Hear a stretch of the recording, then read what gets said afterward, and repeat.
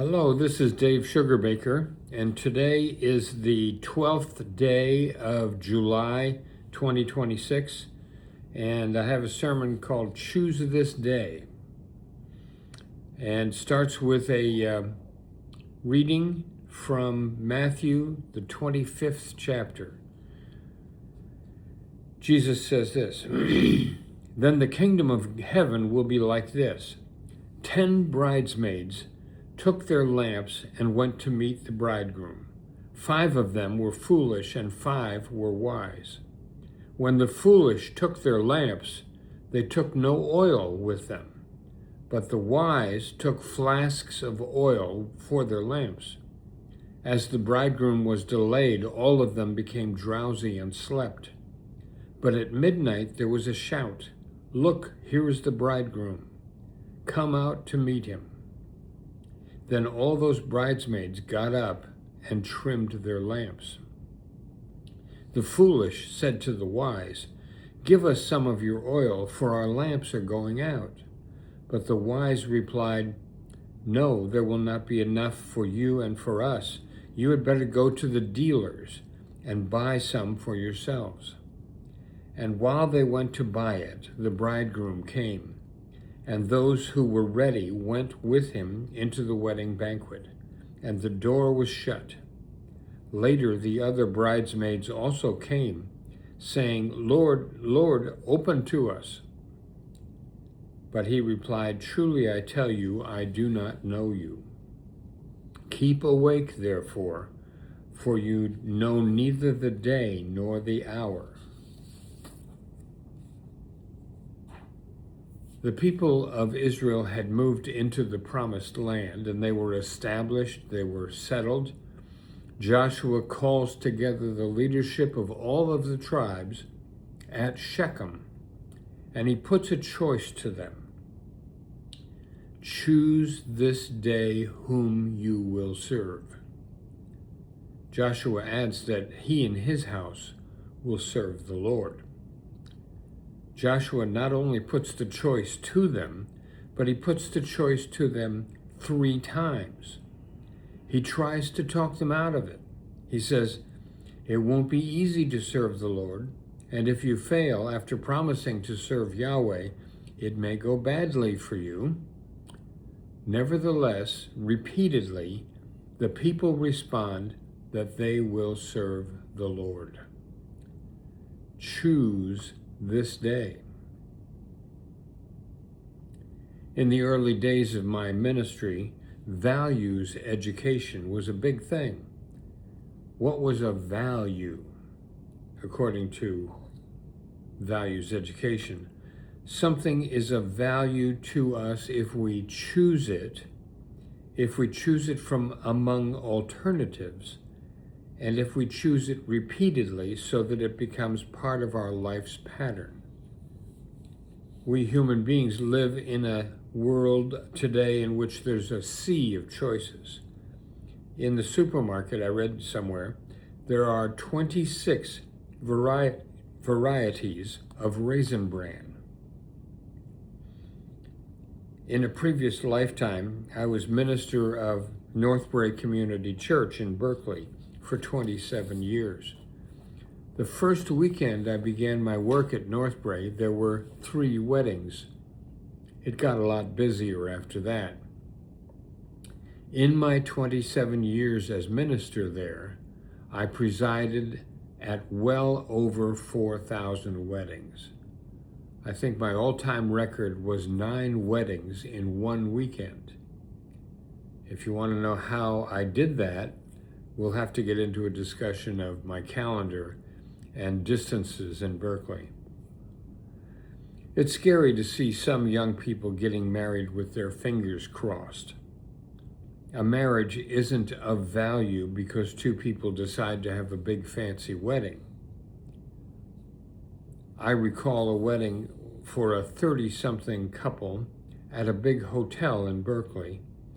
The bride skated through the premarital consultation that I insist on having with every couple that I'm going to marry. She struck me as being kind of surfacey. On the day of the wedding, Here was the bride, dressed in a big pink dress with a full skirt. She was so excited. She told me, "I've always wanted to dress up like the Sugar Plum Fairy." I'm not sure I presided over a marriage that day. I don't think that the bride had given much thought to her relationship with the man that she was marrying. It was all about the party and getting to dress up like the Sugar Plum Fairy. Living and working on the West Coast for 3 decades, I did a number of Asian weddings where the families had chosen who would marry whom. A typical example was an Asian doctoral student that I remember finishing his work in engineering at Stanford. As he got ready to launch his career, it was time for him to marry. His bride, chosen for him when he and the bride were perhaps 7 years old, the bride flew in from Indonesia, where she had completed her education and had begun her career. She spoke several languages. She had a degree in art history. She was an impressive young woman. But the two had not seen each other, at least for the last 20 years. The families flew in from Taiwan, from London, from Hawaii, from Australia, from South America. The bride and groom met with me in my office. They both spoke perfect English. I asked them if they were comfortable with this arranged marriage. Both of them said that they had always understood that their marriage was already arranged, and both of them were comfortable with the idea. My sense was that this arranged marriage had just as good a chance of succeeding as many Western marriages.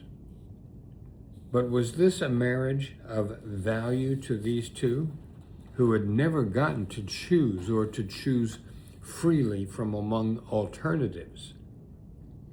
I know a marriage isn't created by a wedding ceremony. The real marriage is created day by day, as both partners make repeated choices in favor of their relationship.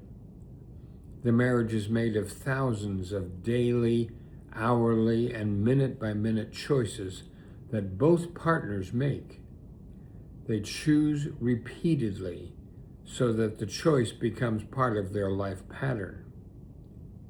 That Asian couple would build their marriage one choice at a time after the wedding was over. It's not so much our once and for all choices, but rather our repeated daily choices that create value. A bride came to me one day asking if I would do a wedding backwards. I didn't know what she was talking about. She wanted to switch sides so that the bride's side became the groom's side, and vice versa. It turns out there was an important reason for this.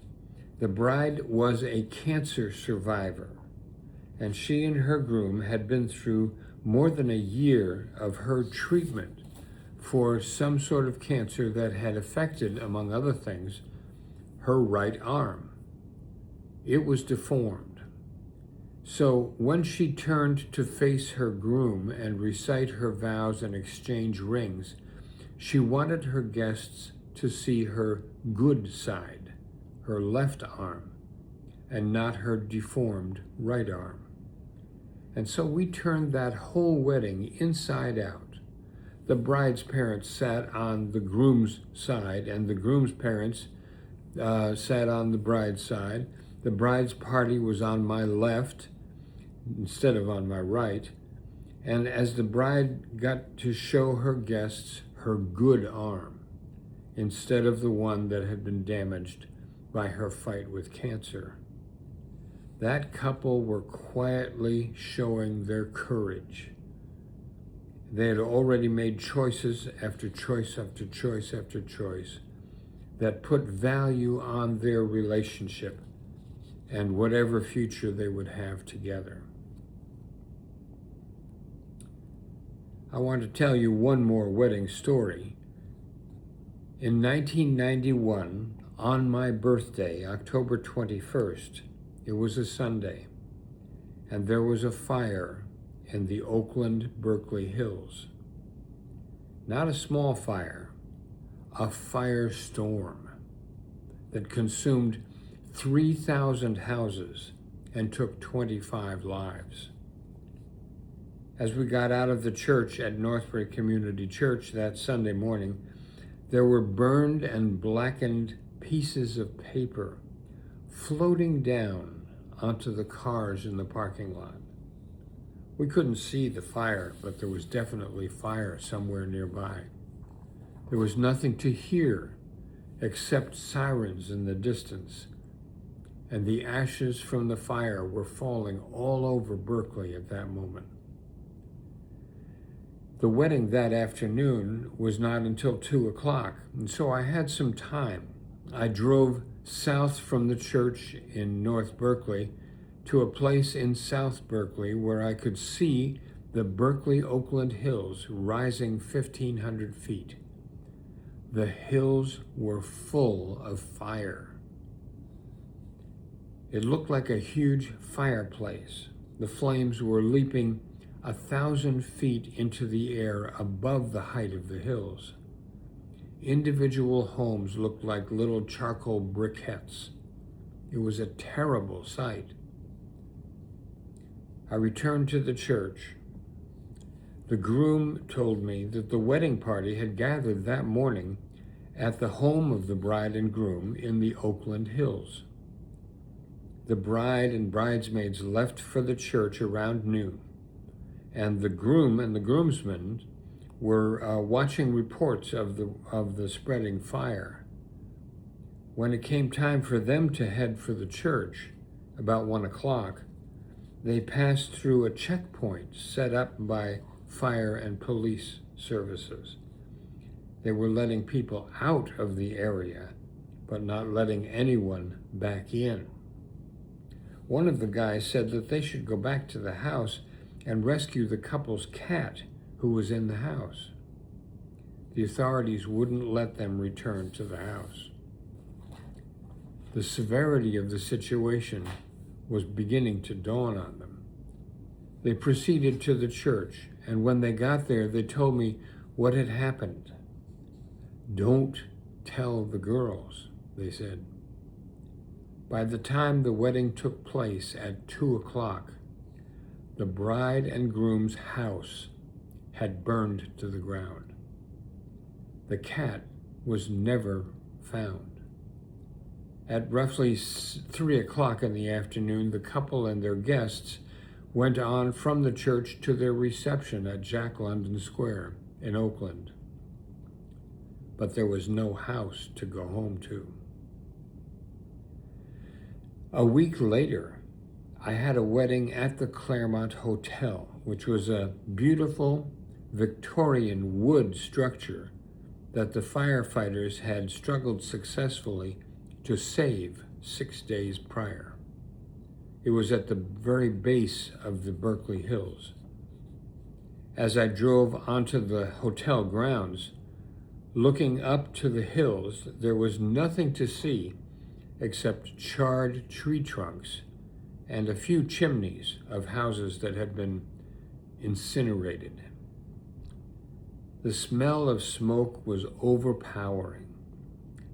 The couple I was to marry had lived in the fire area, and their home had been completely destroyed. They lost everything. All of the wedding gifts that had been at the house, the bride's dress, their car was a melted metal puddle from the 3,000-degree heat of the fire. They were packed for their honeymoon in Hawaii with borrowed suitcases and borrowed clothes. The hotel was operating at half power. The kitchen staff asked me to do anything I could to slow things down and give them more time to prepare for the reception. With one arm figuratively tied behind their back, they were working as fast as they could. The fire was an omnipresent reality. Nevertheless, the couple had chosen to go ahead with their wedding celebration. The bride borrowed a friend's wedding gown. In the midst of all of the community and personal loss, they chose to celebrate their relationship. It hadn't suffered any damage. All they had lost was stuff. They still had the important things: their families, their love, their future together. I was moved by their courage and their stubborn optimism. The Road Not Taken by Robert Frost. Two roads diverged in a yellow wood, and sorry I could not travel both and be one traveler, long I stood and looked down one as far as I could to where it bent in the undergrowth, then took the other, as just as fair, and having perhaps the better claim because it was grassy and wanted wear, though as for that, the passing there had warned them really about the same.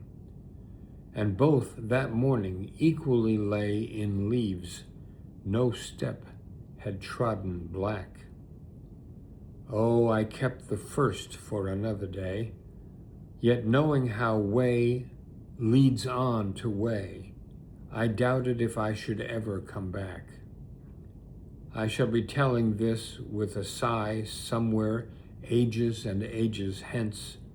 Two roads diverged in a wood, and I took the one less traveled by, and that has made all the difference.